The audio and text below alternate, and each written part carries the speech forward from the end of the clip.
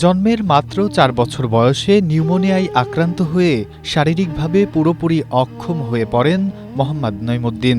কিন্তু শারীরিক এই বড় প্রতিবন্ধকতাও দমাতে পারেনি তার অদম্য ইচ্ছাশক্তিকে। সব বাধা পেরিয়ে ফেনী সরকারি কলেজ থেকে সফলভাবে অনার্স শেষ করেছেন তিনি। তবে উচ্চশিক্ষা শেষ করলেও দীর্ঘ সময় ধরে একটি চাকরির জন্য হন্যে হয়ে ঘুরছেন এই তরুণ।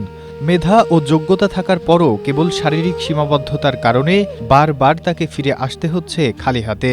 নাইম সে ফেনী সরকারি কলেজ থেকে বিএসএস পাস করছে এবং সে কম্পিউটারেও পারদর্শী। সে শারীরিক প্রতিবন্ধী ছিল না, তার নিউমোনিয়া হওয়ার কারণে সে এখন প্রতিবন্ধী, সে হাঁটতে পারতেছে না। নাইমুদ্দিন ফেনী জেলার দাগনভূঞা উপজেলার জায়লস্করপুর ইউনিয়নের বাসিন্দা।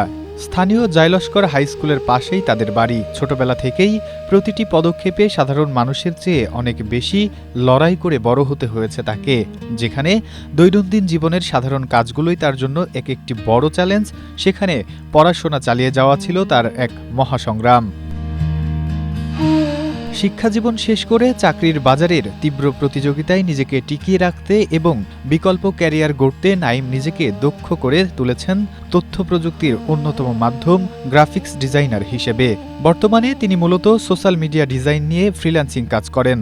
তার এই গ্রাফিক্সের কাজ দেখলে সহজেই বোঝা যায় সৃজনশীলতা, মেধা কিংবা দক্ষতার দিক থেকে তিনি কোনো অংশেই পিছিয়ে নেই। কিন্তু বাস্তবতার নির্মম চিত্র হচ্ছে, কাজের চমৎকার পোর্টফোলিও থাকা সত্ত্বেও এখন পর্যন্ত কোনো স্থায়ী কর্মসংস্থান বা আয়ের সুনির্দিষ্ট সুযোগ তৈরি হয়নি তার। আমার যে স্কিল, সেই স্কিলটাতে যদি আমি অ্যাপ্লাই করবো, ওরকম কোনো স্কোপ মানে হচ্ছে না। সে কারণে আমি আমার চাকরিটা পেতে একটু খেতে হচ্ছে। এ বিষয়ে জানতে চাইলে ফেনীর দাগনভূঞা উপজেলা নির্বাহী কর্মকর্তা শহীদুল ইসলাম এশিয়া পোস্টকে বলেন, পরীক্ষার মাধ্যমে প্রতিবন্ধী কোটায় চাকরির সুযোগ আছে। এছাড়া প্রতিবন্ধী কার্ড না থাকলে সেটি দেওয়া যাবে বলে জানান তিনি।